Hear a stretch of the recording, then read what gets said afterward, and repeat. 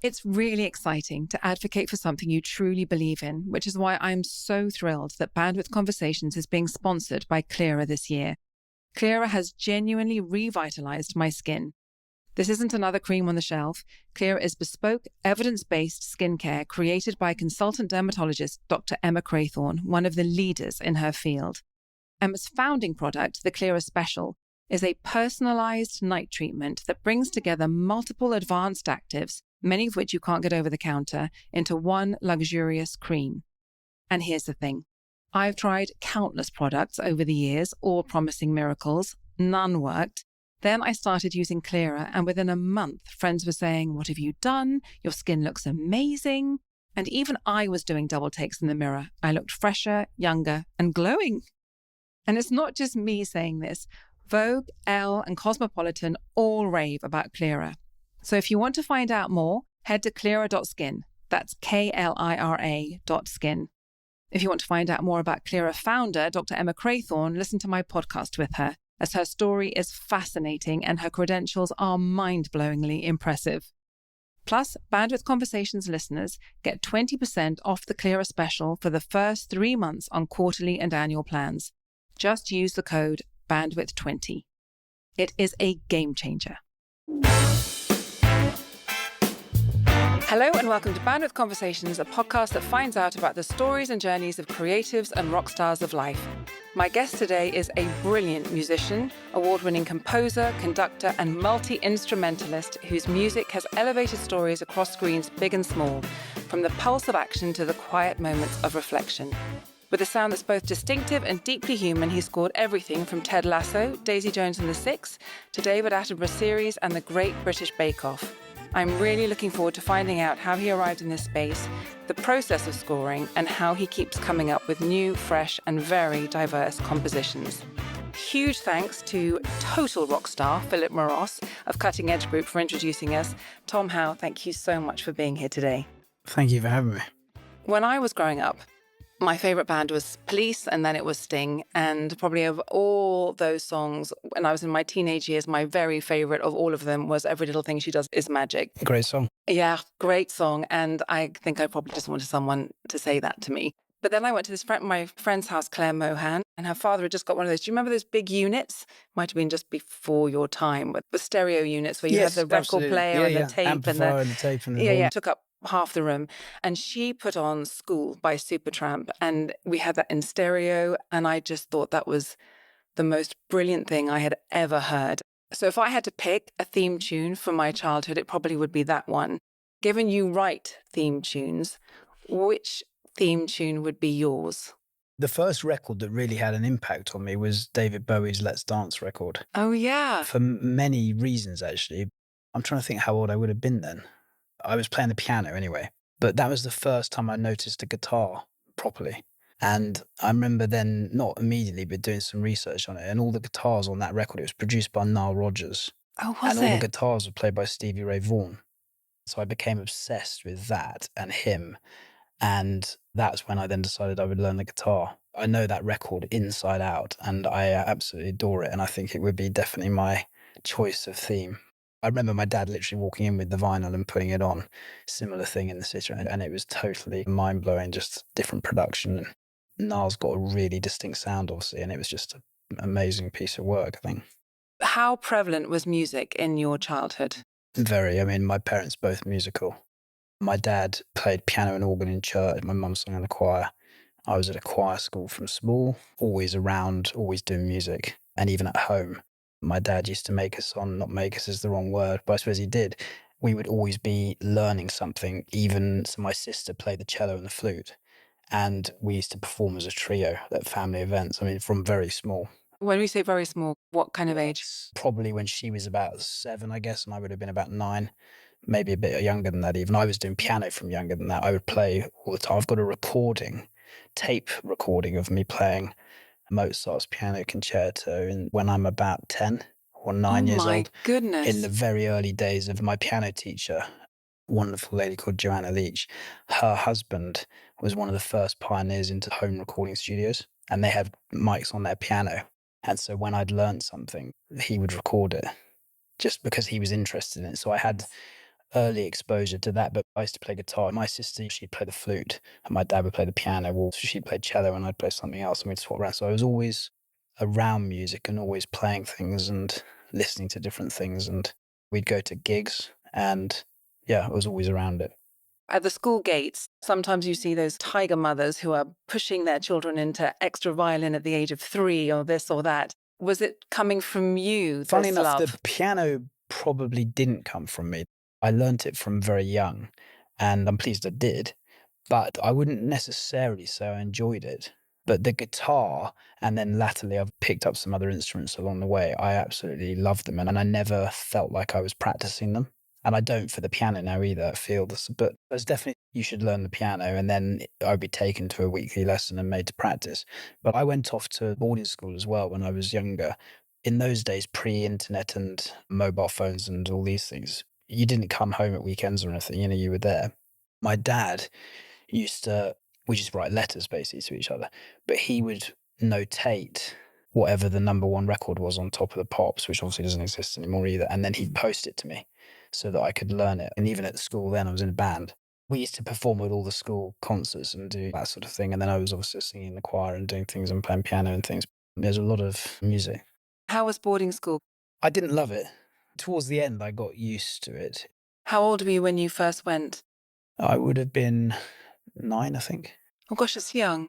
I didn't love it at all. I actually can remember the first day being dropped off. They'd obviously been told not to say goodbye because it'd be a bit traumatic. And as I said, you weren't coming out weekends, so you were there, stuck there.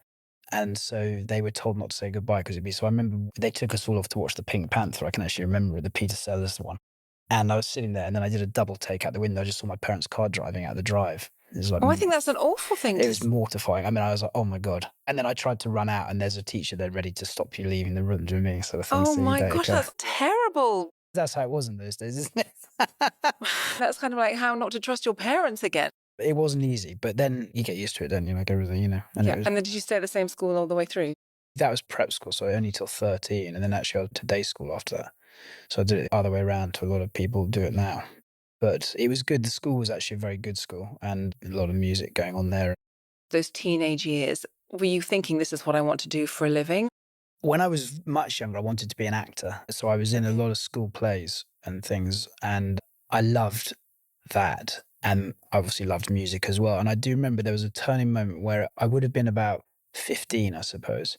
And a friend of mine, who amazingly now, he's now one of the execs at Amazon for making TV shows. And we've actually just worked together. We reconnected, having not seen each other Oh, for that's so nice. 20 years, 30 years probably, is it?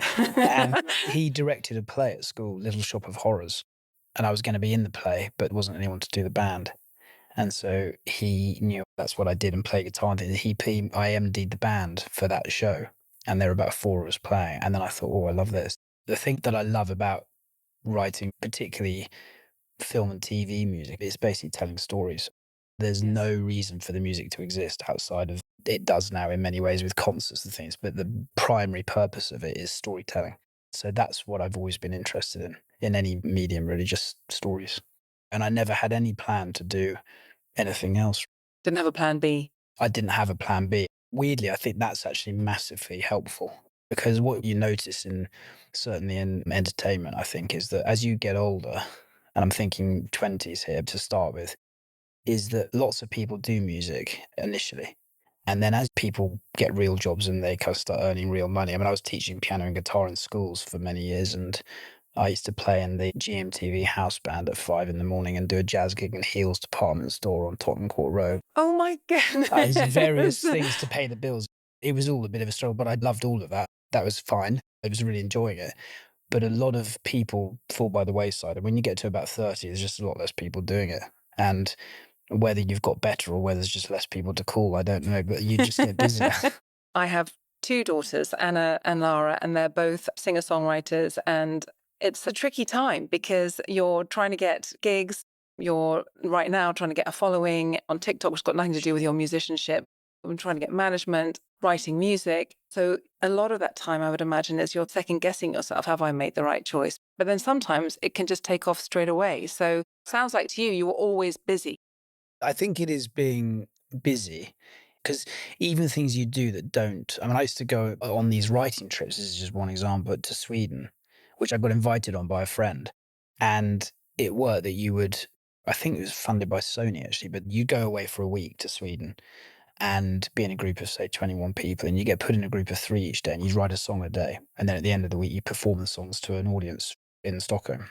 You'd be in with artists who actually had records coming out, and there was an opportunity, but they would pay for you to go, but you'd then assign your rights to them, and that was all fine by me. But I met so many people on those trips, and it wasn't that those trips, I mean, I ended up with some songs. I had a Pop Idol winner single in Denmark or something, and a few other things like that, but none of them were you're off to the races. But the people I met on those retreats, I still see them today. One of my friends, Dan, who I met on, he's a fantastic engineer. He's got a studio, and if you need some drums recorded, I'd give him a ring. And it's all those relationships that you form. And I think as long as you're busy and you're enjoying it and you persevere, I feel like maybe I'm naive in this, but I just think it will work out, because I think that not everybody perseveres with it. When I did my first proper TV job for the BBC, I needed a violin and cello for this school. It was just piano, violin, and cello because I didn't have any budget as such. But I got friends to play the violin and cello. And in return, I played some things for them. You're just doing favors for everybody. And when I ended up playing bass guitar on a feature film for a friend once, in return for her then coming and doing something for it. So it's that sort of building up your network of like-minded fellow musicians who are just trying to make good music, I think. Yes, and I would also, if you have that network and you're all moving in the same direction, then there's comfort in that too. There is, although that's the only place where, I mean, I do some songwriting as well. The main reason for that is I like hanging out with other people. When you get to the end of a film and you get to go and record the orchestra, that's the good bit, because all the music's written and you get to be amongst people and there's an energy and you get to have a laugh with them and talk about things and do it.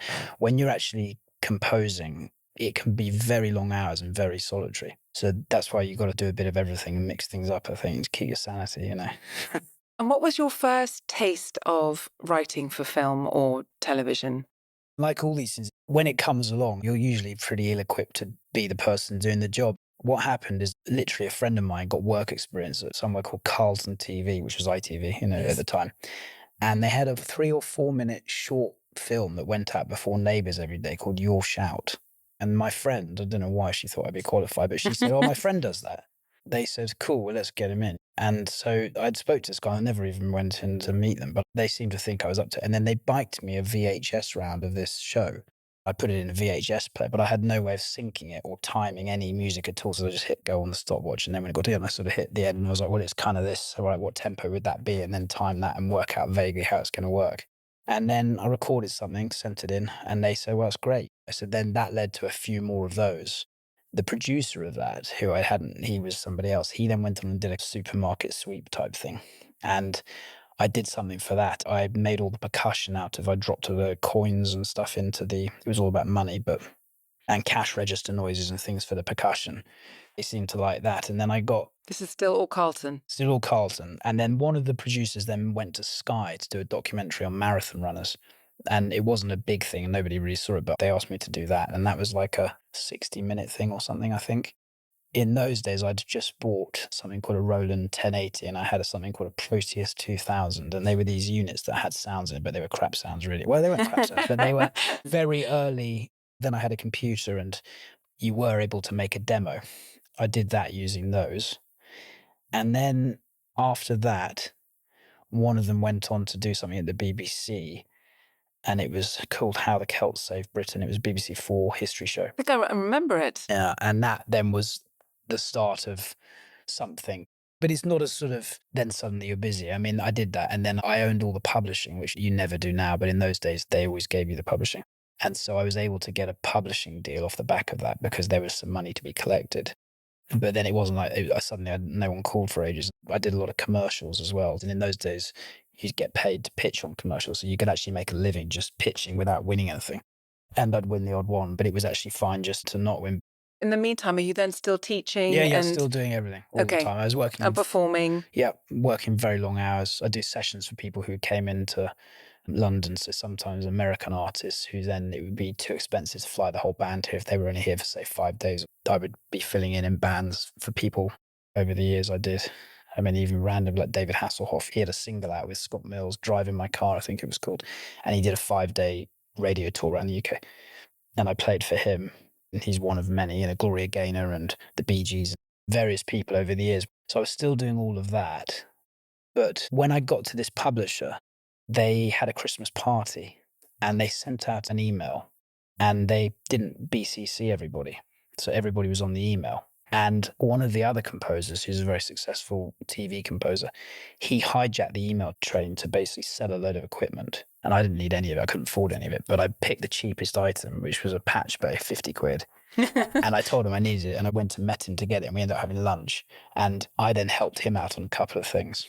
That wasn't the Gregson Williams. No, this was a guy called Drew Masters. Okay. Who's a lovely chap who did The Apprentice. And he then passed on a show called Games That Time Forgot. And the director of that was a guy called Andy Devonshire, who'd done The Apprentice. And he then went on and did The Great British Bake Off. And then he and I did Four Rooms and Taskmaster. And I did Jonathan Ross for him and a number of shows along the way. That opened doors with other shows here. And then I did some films here that nobody saw. I just moved to LA, but I had no reason to move to LA. I decided to go there because that's where movies were made. But there was nothing to go to. But did you have a sufficient name and portfolio Well, no. to go? I mean, no one's heard of anything you've done here. They had heard of the Bake Off because that was a show, but that's not then what you're going to do, if you know what I mean. The guy in America who does a lot of reality TV is a guy called David Attenborough, and he's the absolute king of it, and he does all those shows. But I wasn't going there to do that. I was trying to do something different, and so it counts for nothing. So I turned up in LA in an Airbnb in Venice, 3-week rental, and I'd pulled 3 kids out of a happy school, and my wife would put our house in a container, which was on a 3-month over. And I did have a moment of, oh my God, what have I done here? But then there was nothing. I mean, nothing. And so I was still working here. And luckily, they all found it very glamorous that I was living there, and they couldn't believe that I was still doing their show. They sort of thought I was going to Hollywood. So they kept all hiring me. So I was able to pay the bills with work here. But it was a long time there before anybody asked me to do anything. And then I'd go to these things like BAFTA meetups or songwriter of composer and lyricist, SCL out there. I'd just turn up at events, and you become that curiosity of what the hell does this bloke actually do? Do you know?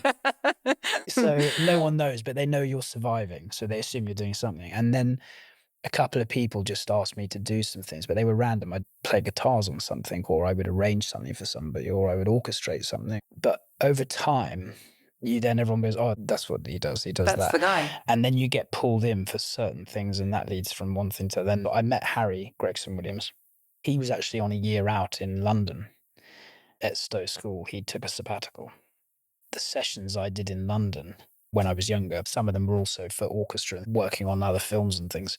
And the person who does all the fixing in London, or one of the people who does all the fixing in London, is Isabel Griffith, who is a wonderful lady who runs a very successful musicians booking service. And she knew Harry. I was in Belgium at the Ghent Film Festival, and she knew I was writing. She said, oh, my friend Harry's in town, you should meet him. But she didn't introduce me to him. She just said he was in town. So I found that he was at Stowe School, and I called the school. If he'd actually been working at the EMI, I never would have got through. But I called up and said, oh, hey, is Harry there? And they said, yeah, we'll put you through. So they just put me through to him. And I said, look, we've never met, but Isabel said we'd get on. Do you fancy a pint? And he said, sure. So I met him for a beer, but no real expectation of anything. I just loved his music, obviously the Shrek, but he did the Narnia movie. Of course he did Shrek, and he did Narnia. And Narnia is, I mean, both of them, but not this right up there with about as good as it gets, in my opinion. And he's also one of the few composers who can switch from doing something purely electronic to something very orchestral, and he really knows how to write orchestral music. The voice leading is good, the harmony is good, it's very well written music, and so I was really keen to meet him. So I turn up at Stowe and we meet, and we got on very well, but I didn't really think much of it except for I just wanted to meet him, and Isabel had said we'd get on, but no expectation. And then he was doing a concert at St. John's Smith Square at Christmas and performing some of his music, and he asked me if I wanted to go along, and I did go along. Saw him afterwards, and we talked about some music things and what have you. And so when I went to LA, I didn't know him as such. I didn't know anybody in LA, but he was the only person I'd even met in LA. And so I called him when I got there and said, hey, look, I'm in LA. Because he'd said you should move to LA if you want to do the job properly. So that was partly my motivation for going. But I wasn't expecting him to particularly hire me, but he started to get me to do a few bits for him. And then a short film came in. And when I say short film, it was about half an hour long. And I ended up doing writing on it with him. So we co-wrote it. And then over the years, we then co-wrote on another TV show. We did Early Man for Arbon together. And that led me to have a relationship with them, which is why I went on to do Shaun the Sheep, get going in my own right. But really, he was without me knowing it, and probably without him knowing it at the time, but that was how I learned a lot of stuff from him. But also that was really how I got going. And along the way, I met his brother, and I ended up writing for him on Wonder Woman and Tarzan, some films over the, whatever it was, 2010 to 20 type thing. Finding my feet and just learning a little bit about how the industry works. And it's funny, in LA, actually, this has changed a lot since COVID. I think now probably you don't need to be in LA in the same way that you did then. But it's very easy to get a meeting in LA versus London. If you wanted to go and meet the head of EMI here, you'd have about as much chance as, I don't know what, finding gold at the end of the street. But in LA, most people will meet you. Gosh, that's interesting. But it's then hard to get the follow-up and to push through. But they're also willing to give you a go a lot of the time. I remember after I started doing a few things with Rupert and Harry and what have you, I went for a meet and greet meeting at Disney. Lovely guy there in charge of the TV department. And they'd fired a composer that morning. And they had a TV series that needed to be scored. I wasn't going to audition for that, and he wasn't planning to offer me the job, but we got on pretty well. And then we ended up going for lunch after the meeting. And then he said, "What are you doing right now?" And I went, "Well, I've got a few things on, but what are you thinking?" And he said, "Well, I've got this show. We just fired something. Do you want to do it?" And I said, "Yeah." And he goes, "Cool. I'll come to your studio tomorrow and I'll bring the first 2 episodes and we'll look at it. And you can tell me where you think there's music.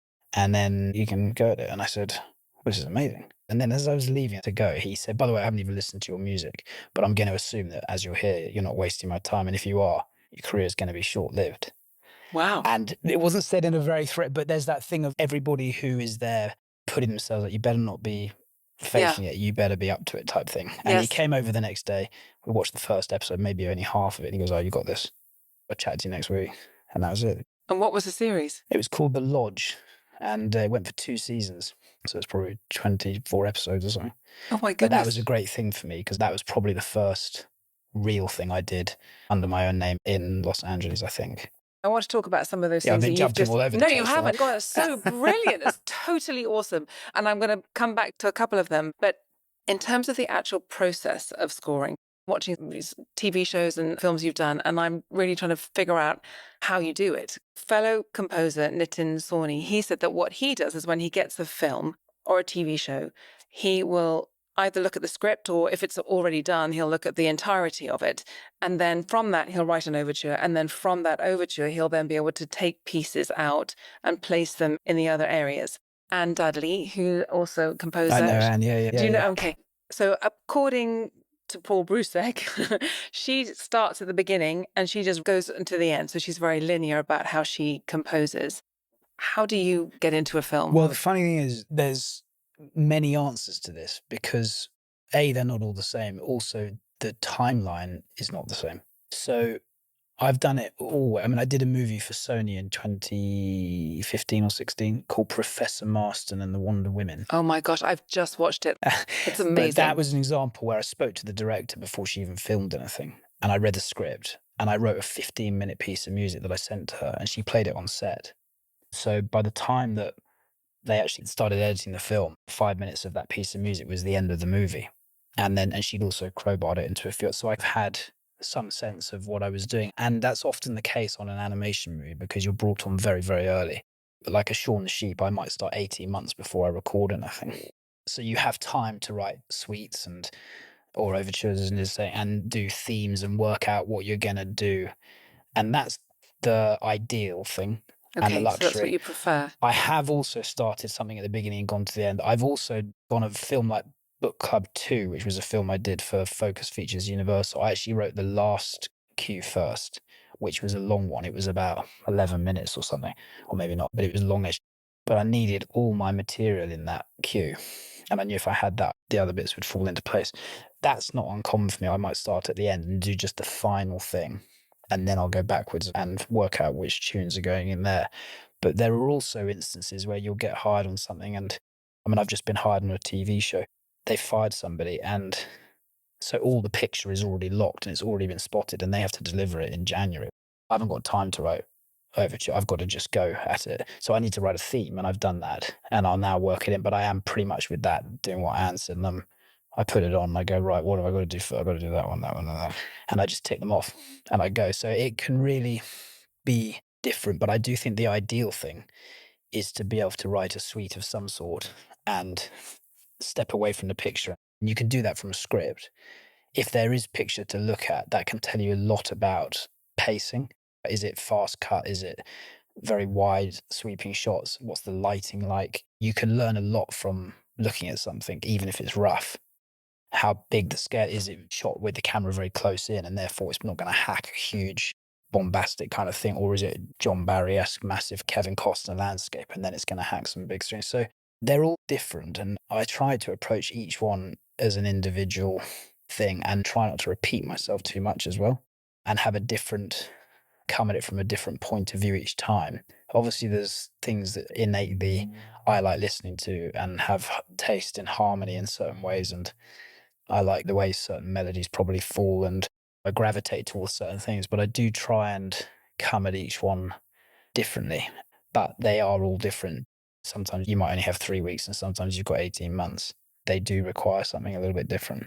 Yes, I can imagine. And have you ever had a project and just not been inspired at all and thought, oh my gosh, I can't come up with anything for this? Well, usually every single one is the answer to that. I mean, the thing is that I have this joke with Harry, actually. We talk about, is it inspiration or desperation? Sometimes I get to the point where I'm like, I've got to do something or I'm going to get fired. They're going to ring and tell me they don't want me. I have to deliver something.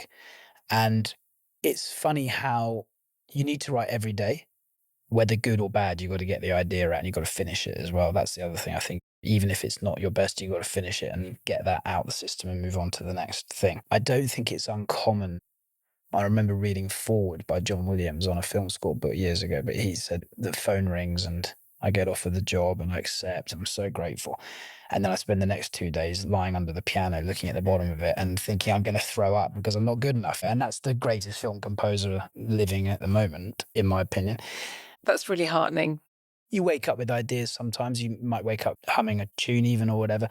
And often for me, it's about just, I'm not somebody who, whether through this is, I don't know, lack of talent or lack of discipline or whatever, but I tend to have to slightly just hit myself over the head. I mean, I might sit at the piano. One thing I have got, I can do the same thing without really doing anything else for hours. I mean, like hours. I can be doing something at 9 at night, sitting at a piano and writing out a couple of notes, and my wife will come in and it's like 8 in the morning and I haven't moved and I haven't needed to get a drink or go to the bar, nothing. And I've probably on the surface not achieved an awful lot, but usually something will happen and I'm working through a load of blockages, and then when it breaks, then I'm off to the races. And usually once I've got an idea, then it is assembling a jigsaw. But it's really hard to get that idea for me anyway. Well, it's amazing that you have that skill that you just can sit with it and just keep pushing. It doesn't feel good, but I don't massively panic. I just know I've got to sit there and do that. And I'm sure there are people much more talented who don't have to do that, and they can just sit down and spend 2 minutes and get the idea out. But I tend to have to not force it, but I have to let something play out, and it usually takes a long time. Is there a particular piece of music that you've written that has a special place in your heart? The Bake Off has a special place in my heart. I wouldn't say that's necessarily the best thing I've ever written, but I think that it changed so many things for me and opened up doors for me.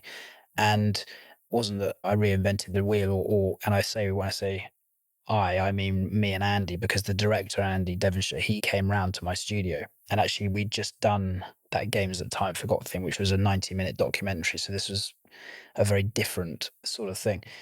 And he brought around a video of Mary Berry making a lemon meringue pie. And I remember looking at it and thinking at the time, and I know it's going to sound, because now it sounds like there's a lot of music that sounds like it. And as I said, it wasn't that we reinvented the wheel, me and Andy, or anything. But No, but everybody knows that piece Hell's of music. Kitchen and It's very distinctive. MasterChef and all those shows that were on at the time, they were all really dark. I mean, it was strings and beats and everybody, their flames going off and everybody shouting at each other. And that was what it was. There was no light entertainment. And I'd argue Ted Lasso did a similar thing in 2020 when everything was Game of Thrones and Breaking Bad and everyone's trying to kill each other. And then it came as like a breath of fresh air. But the Bake Off did that in 2008 or whenever it was. And he came around, and I remember looking at this thing going and talking about colour earlier and the way it's shot. It was so bright, the colours were so vivid. And Mary Brace just seemed like the kind of person I want to have over for tea. Do you know what I mean? She just seems so nice. And I was like, Yes. this isn't going to hack. And in my mind, when he told me about it, I was like, it was strings and beats, because that's what everything was. And I was like, it's quite English, isn't it? I think it's probably pits and marimba and a bit of woodwinds, isn't it? Woodwinds weren't really used in anything at that point in reality TV. And so I just started writing all this really light music, and it suited the picture. And then the show took off, and then obviously the music goes along for that ride. I mean, the show was what drove the success, and the music tagged along. But it's lovely to look at something and just know it needs something different. But I'd say that holds a special place for me. I think also probably Early Man, which I did with Harry, because that was the first, not the first time I'd recorded in Abbey Road, but it was the first time I'd recorded a whole film in Abbey Road. I was there for about a week or something. Only took a week. Yeah, only a few days to record a score. That was a special moment, really, I suppose, where I thought, someone's trusted me with this. Do you know what I mean? And here we are in Abbey Road, and they're all playing it, and it was just an amazing feeling. And actually, there was another special bit in that. I was in Studio One, which is where John Williams did all the Star Wars films, and many things have been recorded there. But Studio Two is the Beatles room. And I was so paranoid, because it's the first big animation I'd done, that I booked the studio a long way in advance. And Studio Two, we did percussion in for 2 days. I was listening to a playback, and the musicians had gone on a break, and there's this guy just staring through the small window on the door, and he just kept staring. I was like, who the hell is this? What's he doing? You know? And then eventually I opened the door, and it was Paul McCartney. Oh my. And he said, I tried to book this, but it was booked months in advance. And he was in Studio 3, and I was in Studio 2. And he said, do you mind if I come in and show my friends around? And we were on a break. I was like, no, come on in. So he came in. He came in with 3 friends. And they went down to the main room, and there are a couple of pianos there. And one's the Lady Madonna piano, very tap piano. And there's a grand piano there too. Anyway, he sat down and he played Let It Be and sung it in Studio 2 in Abbey Road. And I was like, oh, this is a pretty good moment. There were literally 5 people there in the room where everything happened. So that was pretty cool. So I remember that.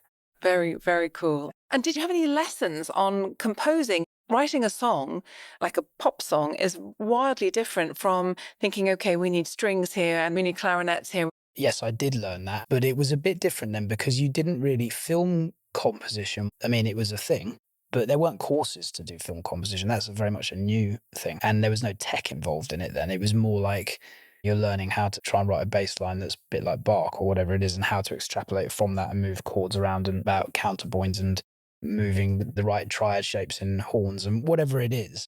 The process of actually getting a score, not just the writing of it, but getting it from nowadays from your computer onto paper, getting an engineer to set mics up, getting players in to record it, then someone's mixing it, and then it's got to be delivered. There's a lot of moving parts there. And meanwhile, you've synced all this music. They're still editing it, and the picture length's changing every 2 days, and so your music's getting shorter, longer. It's all moving around. And then even somebody might turn around right the day before and say they've actually changed their mind. They don't like that thing that you did that they said they like.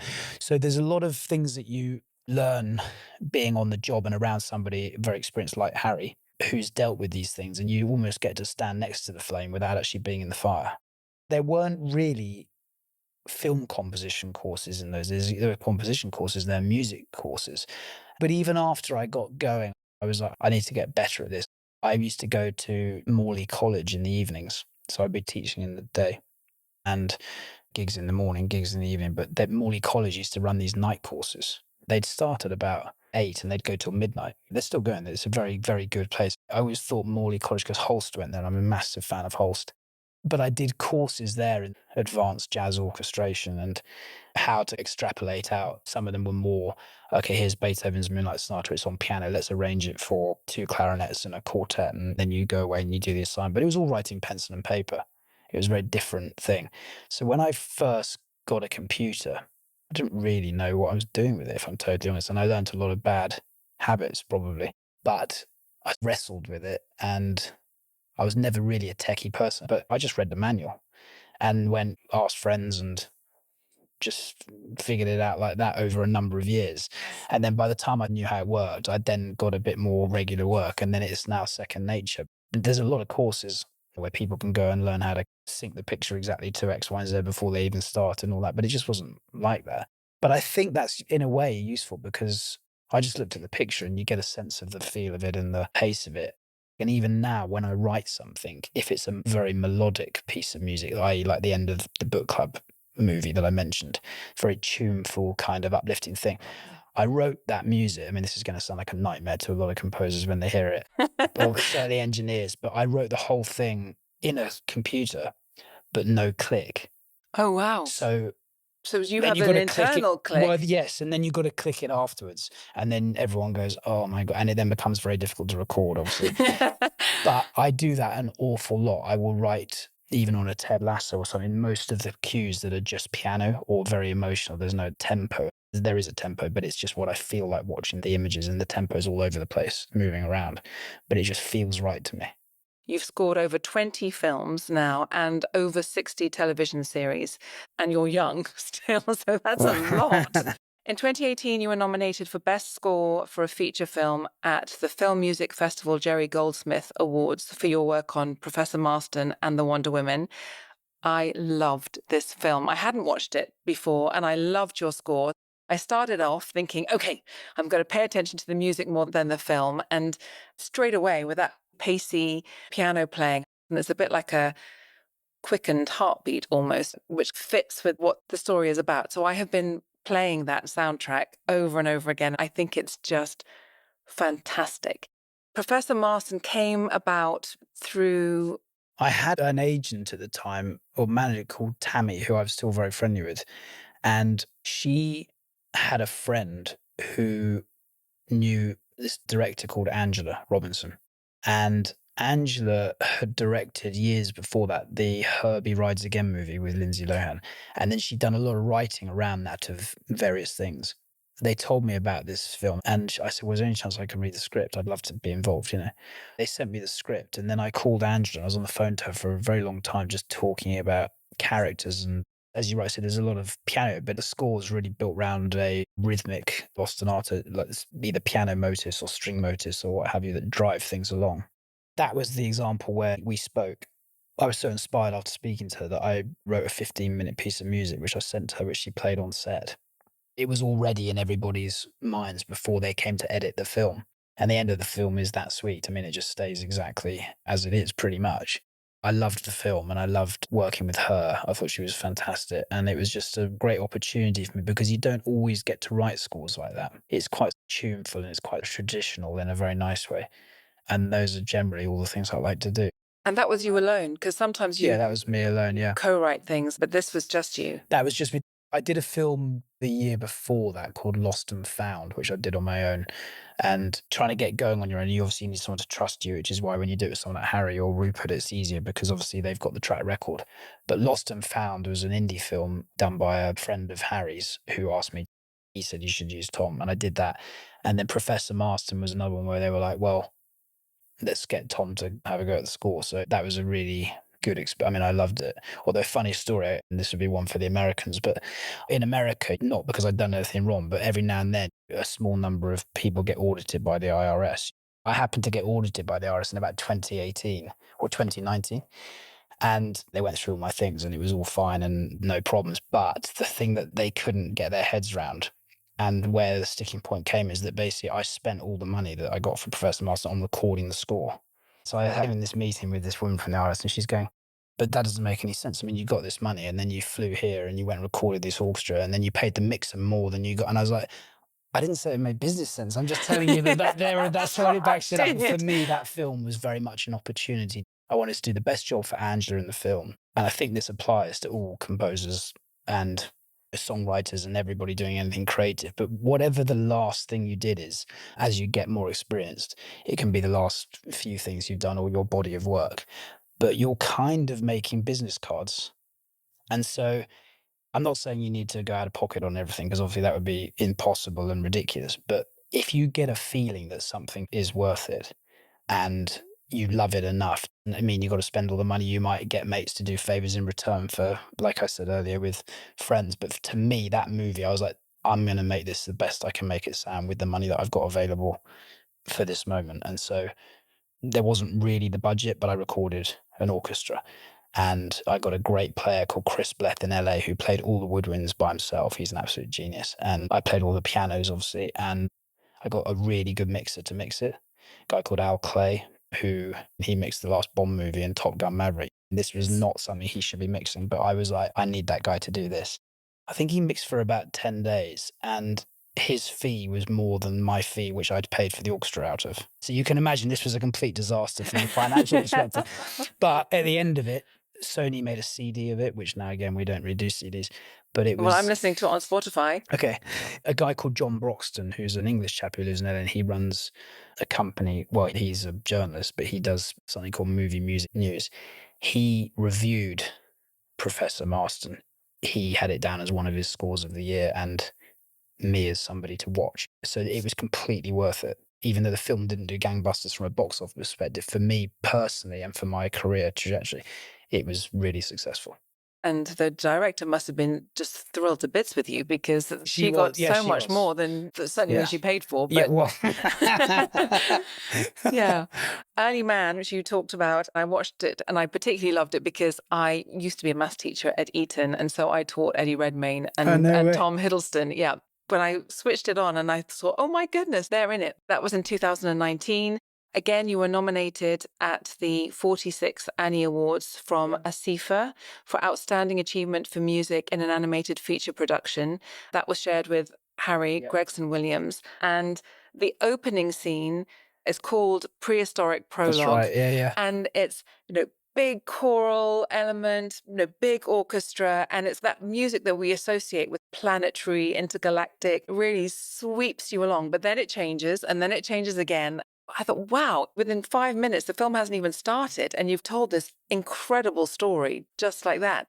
How do you work together? Well, you can work differently on different things. On that one, I remember getting fun of that. So in terms of film music, as I said, obviously Bowie was the first thing that I really listened to, really became aware of from a music perspective. But in terms of film composers, it was John Williams and Ennio Morricone. Those are my two favorites. For me, Superman, the original one he did, is an amazing score because it changes stylistically depending on... So the film starts obviously in space, then it moves to midtown and small town Americana, and then it moves to the big city.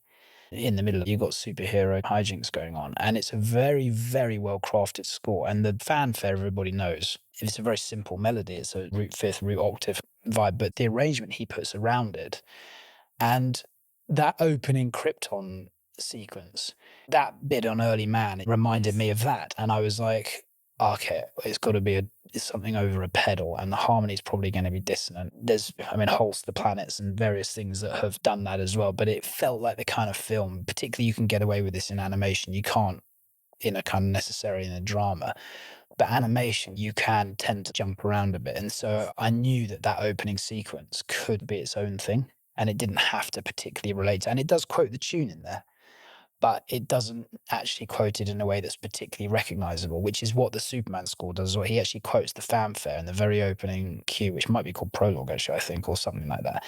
And it's very dissonant. The harmony underneath it is very well crafted, I think.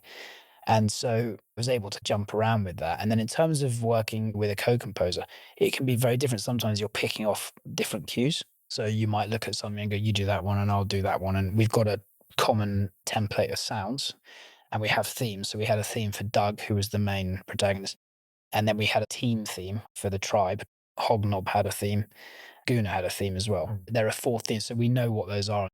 You've split them up and taken responsibility for a couple each or something. Exactly. And then you might pass something around. The only cue in that, so we did mainly individual cues. There's one cue, which is towards the end of the movie when they have the football match, which is quite a long 6-7 minute cue action thing in the last game that they play. We pretty much wrote half each, and we passed the actual sequence back and forth. Harry started it, and I then added to what he'd done and then carried on a bit, and then I sent it back to him and he did the very end of it, and that worked like that. But that was a very unusual. I don't think I've ever done that before or since. It was just a really difficult piece of music to write, and they had a lot of opinions about it, and it just so happened that by doing that we were able to get to the end here. To crack it. Well, you were also nominated and won awards for Farmageddon, Shaun the Sheep. The film itself is so clever that you can have an entire film and no one's saying anything in it. Yeah, it's a challenge there. That's a huge challenge. Ted Lasso, you've talked about it a little bit already. Most heartwarming TV series out there and with the most lovable protagonist. And yeah, what a relief from Game of Thrones and everything else that's out there. You co-wrote that with Marcus Mumford That's of right. Mumford and Sons. Yep. So many nominations and awards here, among them an Emmy nomination for Outstanding Original Main Title Theme Music, HMMA nomination for Score of a TV Show, also an Emmy nomination for Outstanding Original Music and Lyrics, and that was for the song Fought and Lost, which you wrote. That was in the episode Mom City, That's right, which I watched the other day. And this song kind of out-queens Queen. It's such an amazing song with Sam Ryder singing it, and you co-wrote it with him. Can you just take us through your journey with Ted? Bill Lawrence, who is the creator and the writer of many things such as Scrubs and Cougar Town and Spin City, he arguably the most successful guy working in television currently, has had an insane career for a number of years. Very nice guy. I did a TV show I co-wrote with Harry actually in 2017 called Whiskey Cavalier. Oh yes, I saw the trailer for that. Which looks good. It was great. It's great. It actually, very sadly, there was a strike, and I'm trying to remember which one it was. I've got a feeling it might have been an actor's strike. Anyway, the show was a Warner Brothers show, but ABC put it on, and ABC couldn't agree on money anyway. By the time they did agree and they said that they were going to do a second season, they'd already dismantled all the sets and all the actors. Lauren, who was the main actress, she was in The Walking Dead and she'd had to contractually go back. So the whole thing just sort of imploded. But it was it was like doing James Bond, really. And full-on action. I will watch it because I've only seen the trailer so far. And you know, they must, I mean, there are scenes with them speedboat chasing down the Thames and running around the line. It's very well done. But I did that with Harry. And then after that, they did a show called Head of the Class, which I did as well. And the next show after that was Ted Lasso.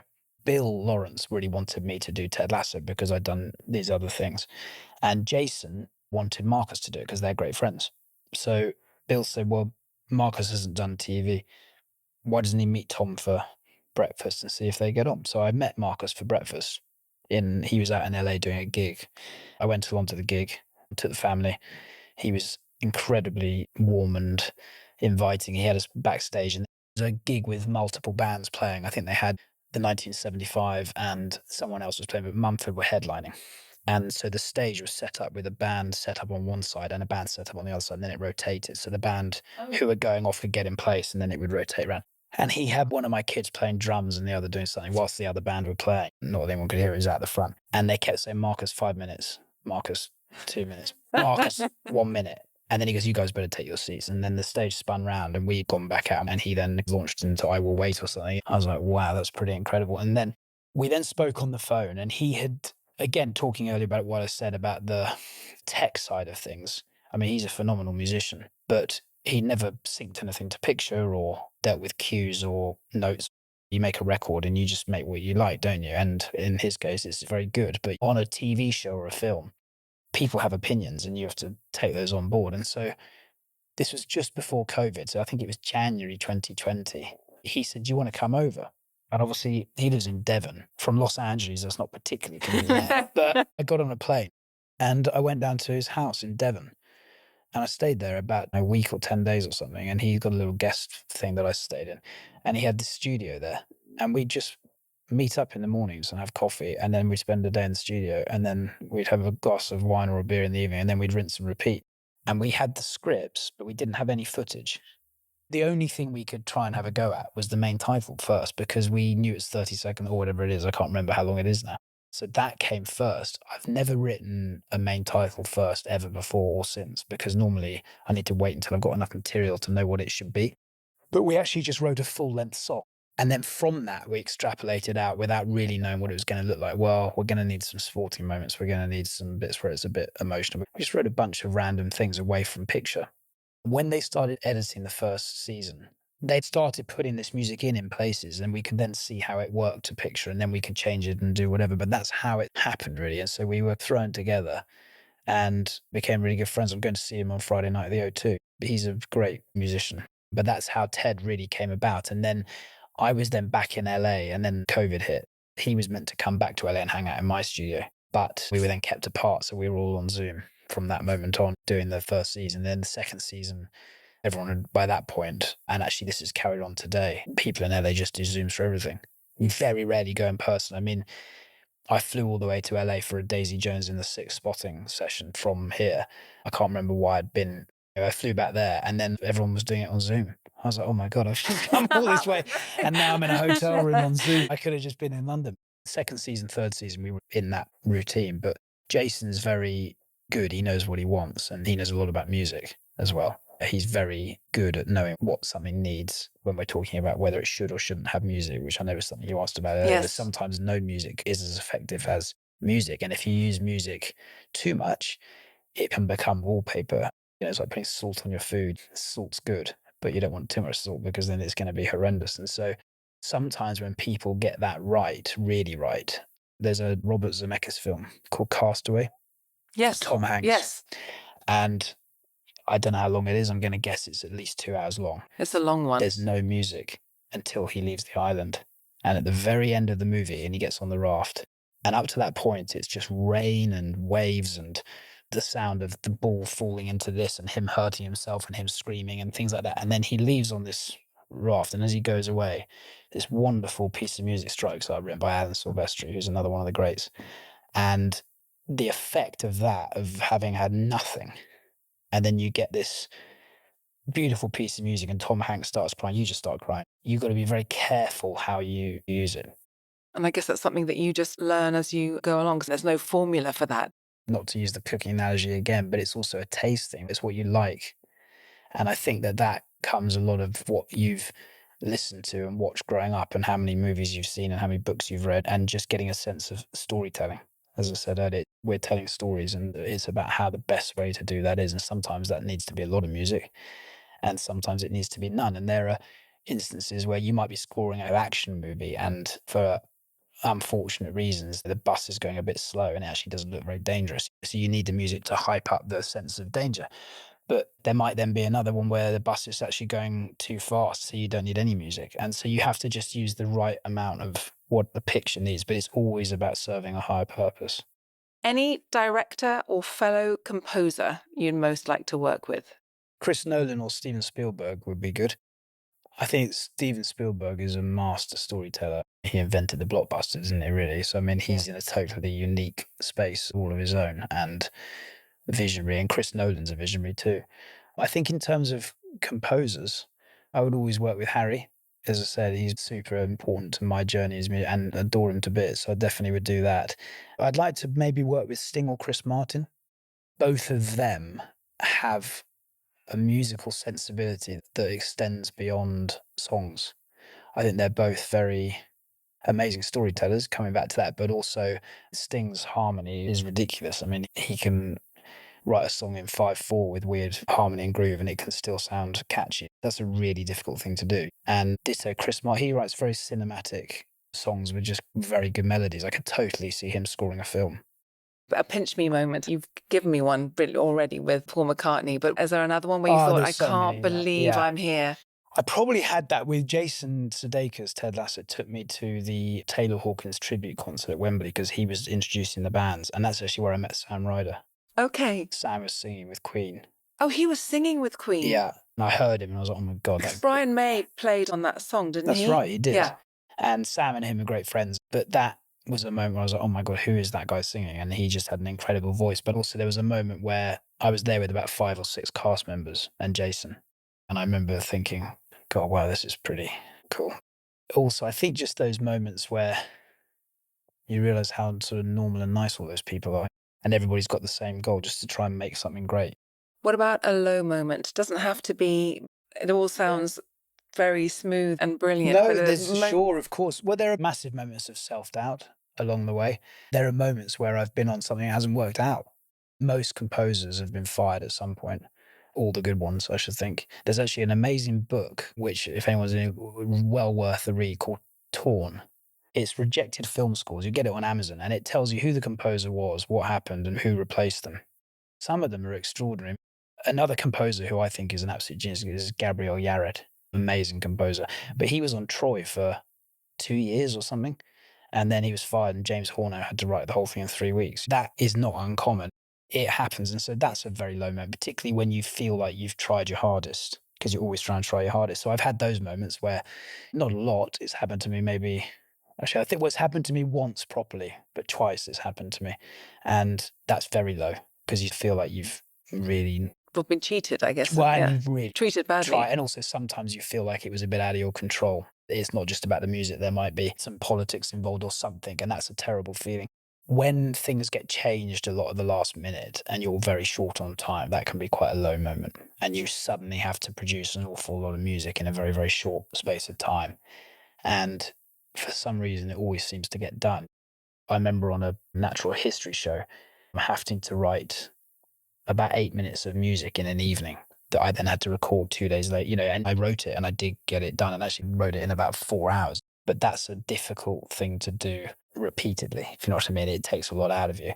But in the main, one of the things I do love about the job is the sense of community is very strong amongst fellow composers, amongst music editors, music supervisors, amongst the studio people. All these events now, Hollywood Music and Media Awards or the BMI Awards or whatever it is, there's a real sense of belonging to a group of people. That's important to me. What about a hilarious moment where everything just went wrong? I remember once I won't name the artist, but I was in Abbey Road. I was very short on time. If you keep an orchestra for 15 minutes longer, it's massively expensive. I was like, I've got to get this done. I've got to get this done. I've got to speed up. I've got to go faster. I've got to do this. And there was an artist who was in, Abbey Road, you have Studio 1, 2, 3, and then you have something called the Gatehouse, which is like a tiny little room that people mix in. I mean, nothing's really going on. And this guy was in there and he was basically just getting high as far as I could tell. And he kept setting the fire alarm off. And every time he set it off, we'd all have to go in the car park for 15 minutes whilst they checked there was no fire. And it happened about 3 times in 3 hours. And so I lost 45 minutes.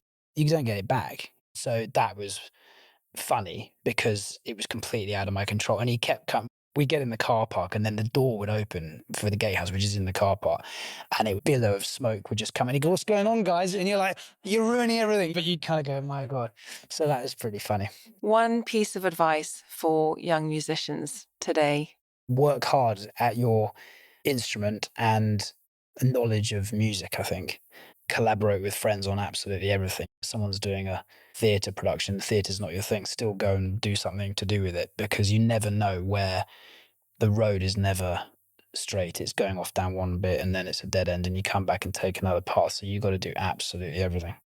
That's fantastic advice. What's top of your bucket list? You're a long way away from it, but it doesn't have to be music. Swim the channel. Really? Yeah. You really want to do that? Yeah, I do. Gosh, why? I like challenging things. Okay. And obviously it'd be a challenge, but I would like to do that, tick it off. And I like to travel more and see more of the world, really. But right now you're pretty flat out. Right now I can't do that. Yeah. Oh, well, thank you so much. Thank you. Gosh, Tom, I've had such pleasure watching and listening to your music. Well, thank you. So thank you so much. And I know how busy you are for taking this time today. Not at all. Thanks. You've been listening to Bandwidth Conversations. Thanks to Anna B, Head of Marketing, to all at the podcast consultant, to Bagawire for the music, to the Money Maze podcast. Thank you for listening. Any feedback, please email me, katie@bandwidthconversations.com. Please sign up on our website, www.bandwidthconversations.com, so we can notify you about new podcast releases. We hope to see you again soon.